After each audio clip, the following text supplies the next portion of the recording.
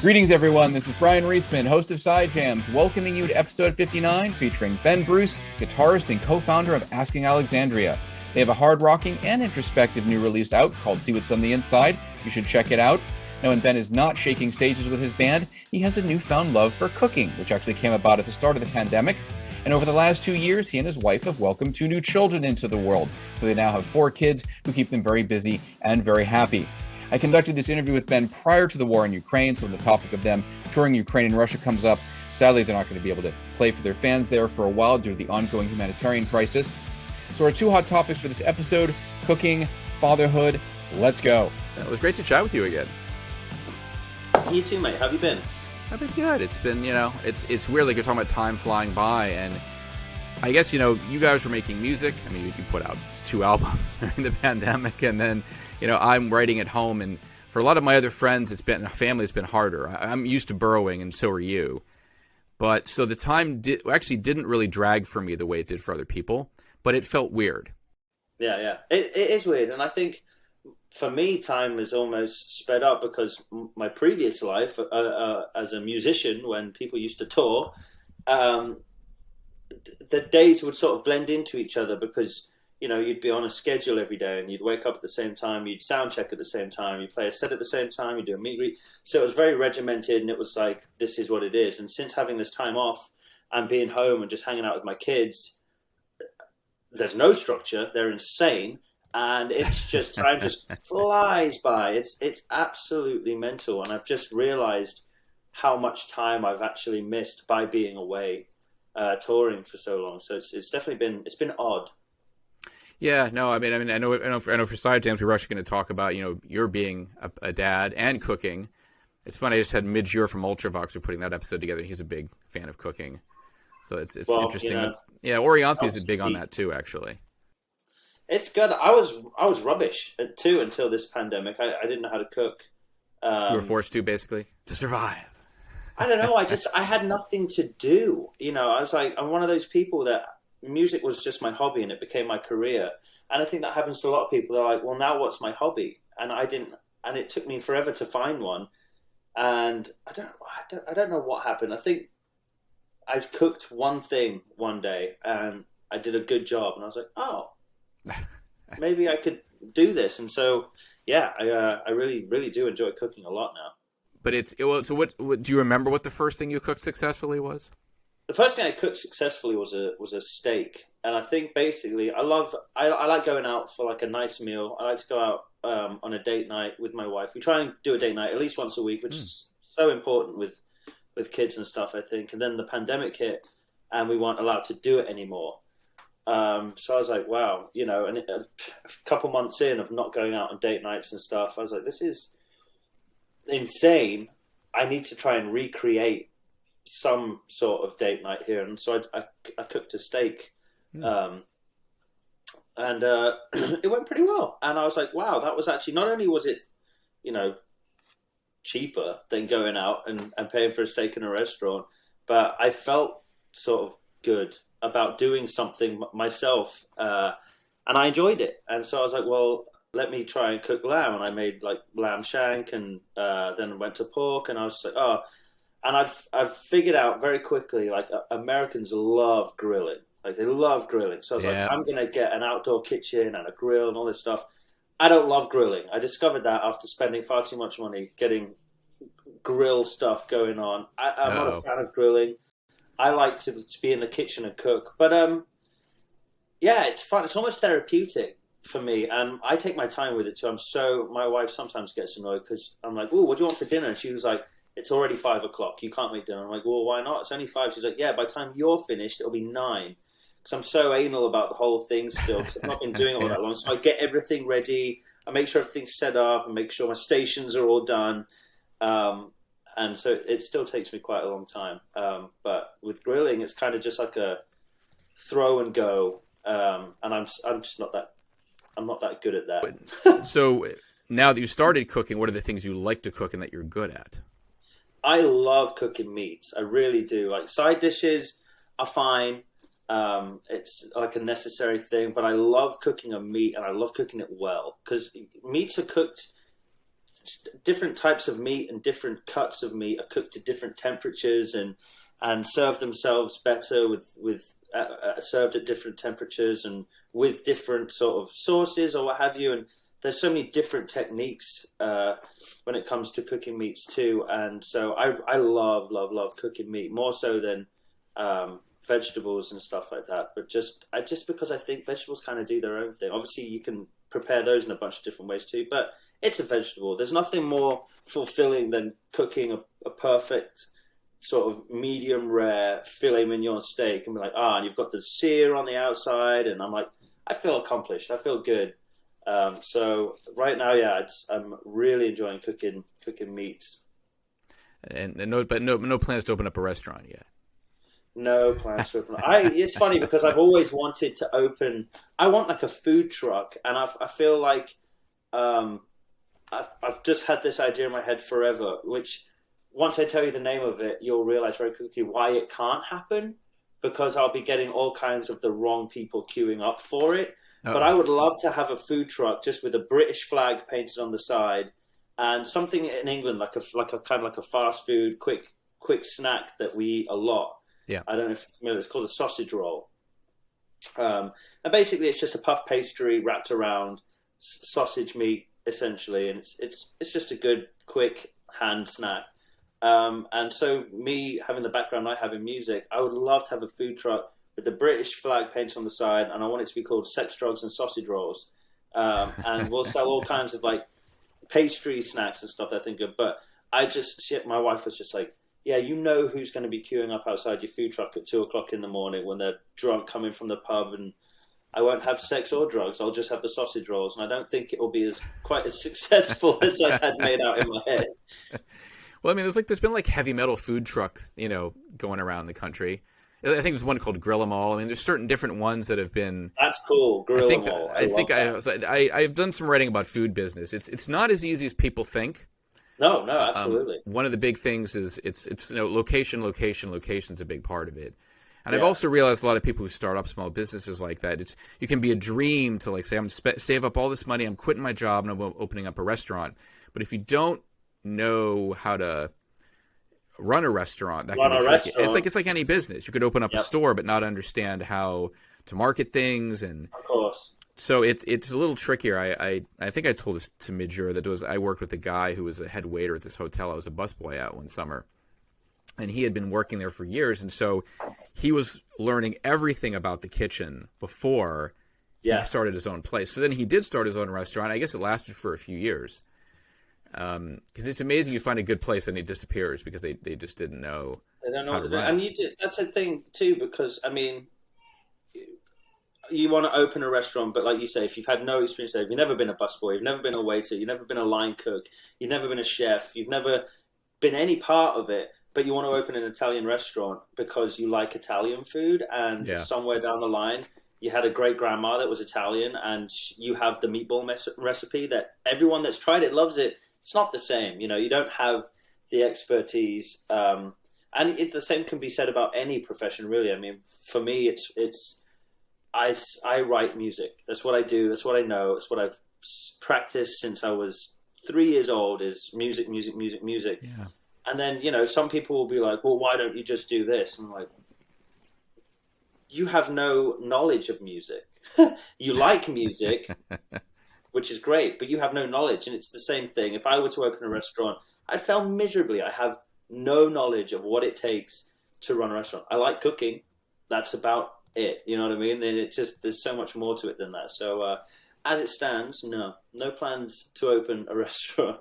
It's also the trap of the celebrity, like the person who's well known for something else coming in. I think when I was about 30 years ago when I was living in LA, we went to Clint Eastwood's restaurant up in Carmel. And it wasn't bad. It had kind of a cool outdoor vibe, and I remember it kind of integrated, like there was a lot of nearby trees, and I almost felt like maybe some of the, I don't remember if I'm writing this correctly, like some of the tables sort of had that kind of oak feel to, I don't know. It was interesting. It wasn't like amazing. I remember going there. And there's some people that do well with restaurants. I mean, that is their passion. That's an outside passion they have. I mean, the reason I started this podcast is because I'll interview a lot of you guys, and then we'll go off on a tangent for 30 minutes sometimes, or even 10 minutes, where you talk about something cool, like, oh, I've started a toy company, or whatever, and then it doesn't make it into the story for more than a sentence because there's just word counts. Because it's, yeah. You know, and that's the tricky part. And I find that you learn more about people through other things as well. Conversation and yeah. You know, I mean, you guys have toured the world, and you've probably had some not great food. I'm sure you've had some amazing cuisine as well. I've had lots of not great food. Do you tend to eat out more, or do you deal with a lot of the catering when you're backstage at a lot of these shows? Now we eat out a lot more than we ever used to. We couldn't afford to before, and it's not like we're loaded now. We are still musicians. I think there's a common misconception that once you're a successful musician, you're a multimillionaire, which I'm sure that's the case for some, and that's wonderful. It's not the case for most of us. Yeah. But as we've gotten older, just creature comforts like a good meal and a good place to sleep have become almost necessary. You know, we spent years just living off of McDonald's and ramen noodles and stuff. And it gets to the point we got bigger, and then we started getting catering at shows. And it was like, okay, this is a step in the right direction. But then you start to realize too, after years of getting catering, not that you're ungrateful, but it's just, it's not. Sometimes you get a catering company that are fantastic and the meals are great. And sometimes you get a catering company that clearly it's just a job for them and they don't really care all that much, and the food's not healthy, and by the time you've come off stage, the food, what's left of the food, is scraps and it's cold. So it got to the point where it was like, if we're going to go out on tour and be away from our family and, you know, do this, we want to be more comfortable. So we do eat out a lot more now. And it's funny because I hate pulling any kind of like I'm famous card. I hate it. I won't do it. I don't do it. But on tour, it's almost necessary. We have to have our tour manager call a restaurant in advance, because by the time we come off stage and we're finished and we're showered and the show's done, it can be 11:30 at night and restaurants are all closing. And then, like I said, catering's over and you're left ordering shitty pizza and living off of that. So we have to have our tour manager call and say, hey, I've got a band over. We've just played such and such a venue. They would love to come to your restaurant. And 9 times out of 10, the chef and the owner will be super excited by that. And we get to go and have all these great experiences in these wonderful... We try and find like a local restaurant in each place we go to rather than a chain or anything like that. We try and find somewhere that's just, you know, locally owned, locally sourced. And we've ended up coming across some just incredible restaurants over the last few years. Well, not with COVID, but you know, while we have been touring, and it's actually quite a nice way of doing it, because you end up getting to meet the chef and they sit down with you and you meet the owner and the waiter or waitress that stayed behind to help you. You end up having like a nice experience after the restaurant sort of closed. So that's something that's been really enjoyable for us over the last few years. And now you're better behaved too, so that works out even better. Yeah, we don't ruin anything. We don't drink. It's like, hey, we'll order a glass of wine for the table and we'll all sip on some Chateauneuf de Pape and go to bed.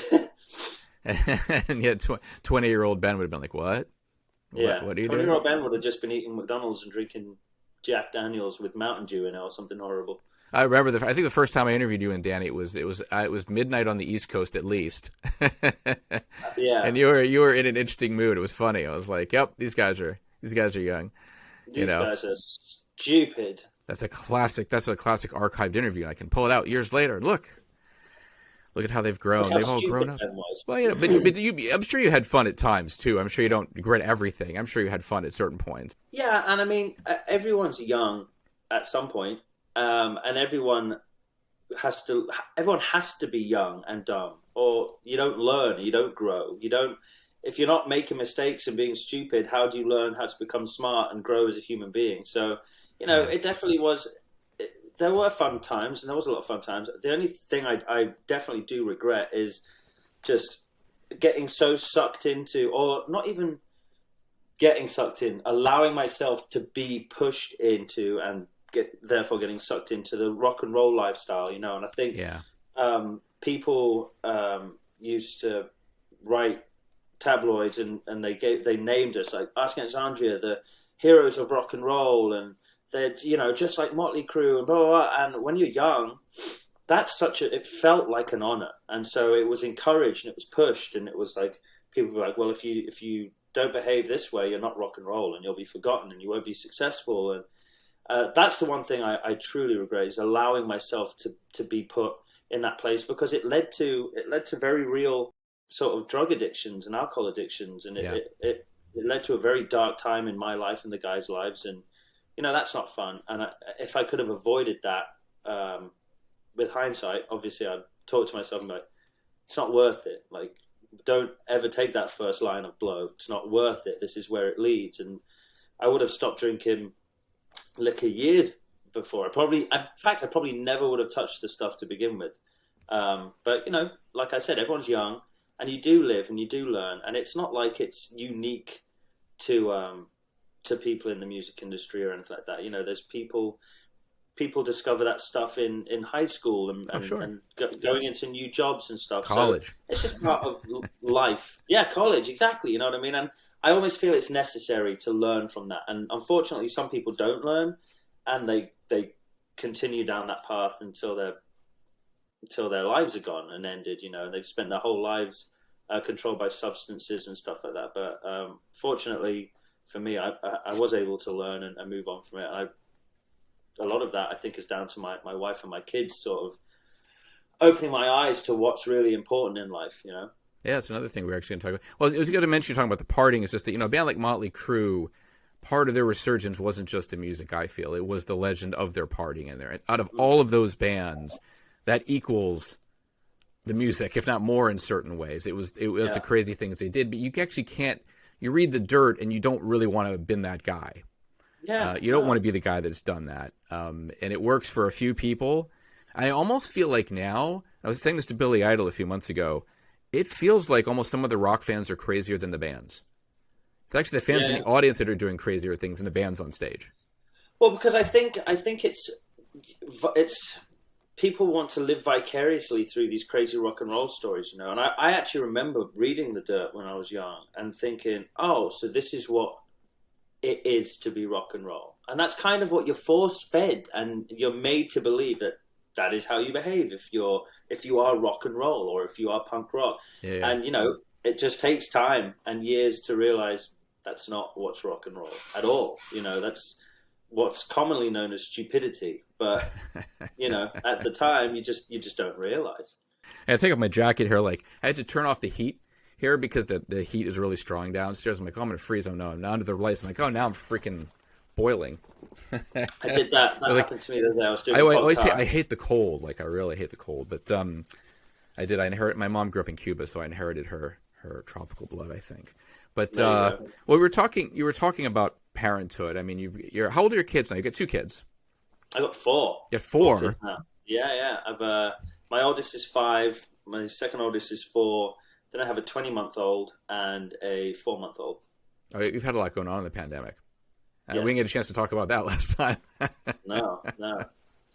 Very busy house. Very loud household. What's the boy-girl ratio? 2 boys, 2 girls. So it's even. Girl, boy, boy, girl. Perfect. Excellent.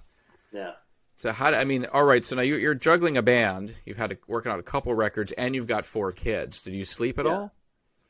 No. It's funny you say that, because I've been up we take my daughter to school and my son to school. I have to wake up every day at 6:30.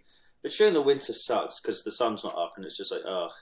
But I actually missed it this morning. My wife took the kids to school because I just couldn't wake up. My second youngest, my son, he woke up at 2:30 screaming.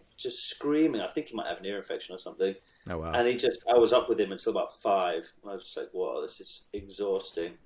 And it's Friday night. And I was hoping to take my wife out for a meal, but I feel like I'm probably going to be, it's going to be one of those nights where we eat junk food and are in bed by 7 watching something on Netflix and falling asleep by 8.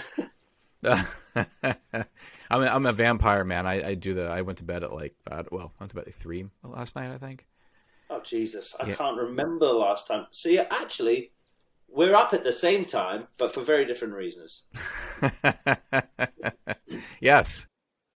But I've always admired the fact when people try to juggle all of these things. I mean, how do you stay sane through all of this? As all those years of touring and running around and dealing with constantly shifting locations and priorities, has that actually made it easier for you to juggle fatherhood? I think so, because I'm kind of used to just chaos. But for me, I just genuinely love it. So to me, everyone's always like, man, you've got 4 kids. That must be such hard work. And I know this pisses a lot of parents off when I say it, because obviously it is hard work. But my answer is always, it's not hard work for me. And it's not that it's not difficult. It's just not hard work, because I just genuinely enjoy it so much. I get so much joy out of spending time with my kids and watching them grow and having fun with them. It's actually made me question, like, how do I even go back to doing music when the world opens up again properly? Like, how am I even going to bring myself to leave and go on tour? So that's going to be the big change. The big struggle for me is leaving again. Well, I think that's always the hard part. It's sort of the opposite of the kids going off to college or even summer camp. It's like, you're leaving. Yeah, I'm leaving. And then I know that's what's going to suck one day too, is right now they're watching me pack my bags and they're like climbing on my shoulders, asking me not to leave. And I'm going to be doing that all the way up to the point where I'm home finally. And maybe I'm old enough to have stopped doing it as much. And they'll be packing their fucking bags and leaving. And I'll be like, whoa, no, where are you going? So it's a strange thing. And it goes back to what we were saying earlier. For me, time's just flying by. Like, I can't believe my daughter is 5. She's turning 6 this year. And I'm like, why weren't you just born yesterday? And it sounds like such a cliche, especially I'm sure to people that don't have children, but it genuinely feels that way. It feels like the last 6 years have just gone pop, and I'm like, when that happens again, she'll be turning into a teenager. I mean, how has it been? You have young kids. So how have they? I mean, a couple of them are really young, so they're not going to remember any of this. Yeah. But for the older two, I mean, how has it been for them dealing with this alternate reality that we've been living in for the past 2 years? Well, I've kind of turned it into almost like a game with them, for them to, because obviously trying to get, and I think we've done the right thing here, because all my friends and other kids my age are like, how do you get your kids to keep their masks on? My kids won't put a mask on, bing, it's off in 2 seconds. My kids keep their masks on, and they've been great. But basically, when it happened, I didn't know how to explain to them that we weren't able to fly back to England and see grandma and granddad. I didn't know how to explain to them that they weren't going to school anymore, or that they couldn't come to the supermarket with me. And then I decided to tell them that there were zombies. And they went, there are zombies? And I said, yeah, but they're not really the same as the way movies have depicted zombies. They're like invisible zombies, and they can make you really sick, just like a zombie bite would. So now they think there's like a zombie thing going on. So they wear their masks, and when we do go out, they're cautious, and they kind of find it exciting. They're like, oh, I can't touch this because there's zombies and stuff, and I need to, when I'm coughing, I need to cough into my arm so I don't, you know what I mean? So, and now that they still talk to it about, they have more understanding now because it's gone on for so long. Yeah. But they'll still refer to it as zombies. So like, my daughter come back from school the other day, and there was, I think, 3 kids in her class, and that was it. And I was like, oh, where's all your friends? And she went, the zombies got them. But don't worry, they'll be back next week. It's been odd. Been odd. So now so now you guys are actually going to be touring, I guess, starting what? You have a Ukraine date coming up in March. I'm curious how that's going to go.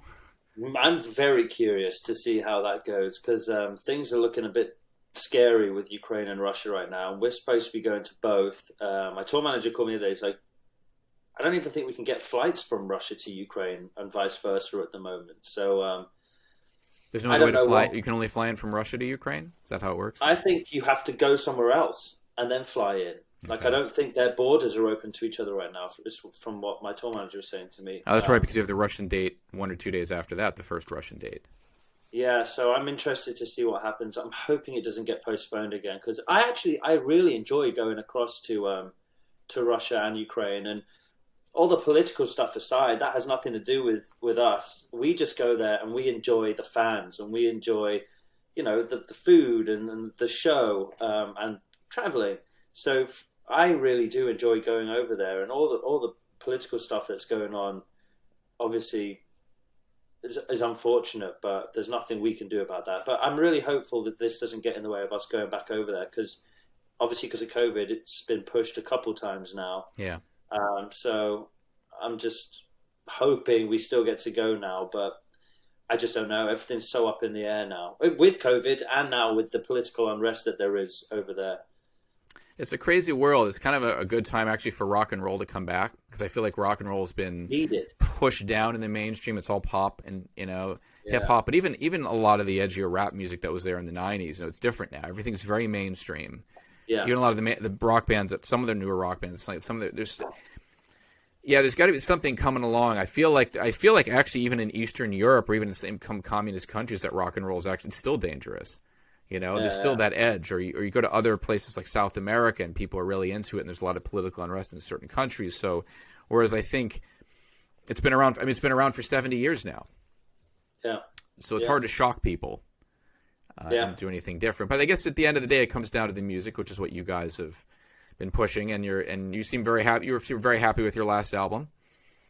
Yeah, absolutely. And I think that's the funny thing. I think, like you said, it's hard to shock people now. And I think the most shocking thing you can do as a musician now is just be true to what you love doing. And people go, why aren't you doing this? And I think that's what's most shocking. And that's why even like artists like Adele, I think she's so successful because she has an incredible voice. Absolutely phenomenal. No questions asked. Right. She could very easily just go down the safe pop route and sound the same as everyone else, but sing it better than anyone else and do really well. But she doesn't. You listen to her music, and it's like, especially her new album, it's like, this doesn't sound like, her voice aside, the music that she's doing and the songs she's creating doesn't sound like anything that the pop world has seen in 50 odd years, and so I think that's what's shocking, is artists actually doing what they love instead of what they know will sell.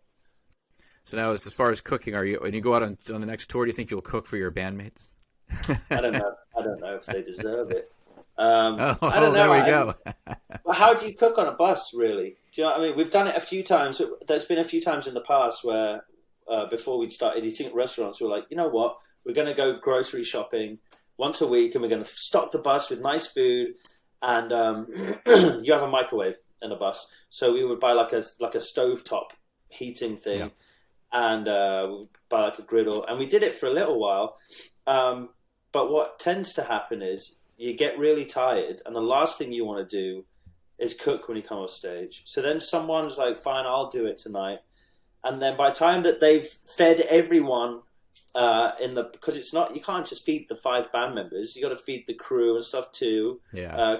So by the time you've made food for 13, 14, 15 people, you're exhausted and stuff doesn't get tidied away. And we've had so many people, once the bus sets off, getting burnt by hot grills and all kinds of stuff. And then you wake up in the morning and there's mess everywhere. Yeah. So we kind of gave up on it. It's unfortunate, but it's just it's not really the environment for fine dining and cooking. So now, is there anything you want to do with your family? Any activities you want to do before you get back out on the road? I would love to. So only 2 of my kids of the 4 have been able to go to England and see that side of where they're from. And my 2 oldest kids, they love it. They're always asking when they can go back to England. So I'd love to go back to the UK and take my youngest 2 as well and introduce them to the UK and that side of their roots. I think that would be awesome. That's cool. Yeah. That'd be good. Cool, man. Well, thank you. Thank you again. Yeah, of course, mate. Thank you for having me. It's always a pleasure talking to you.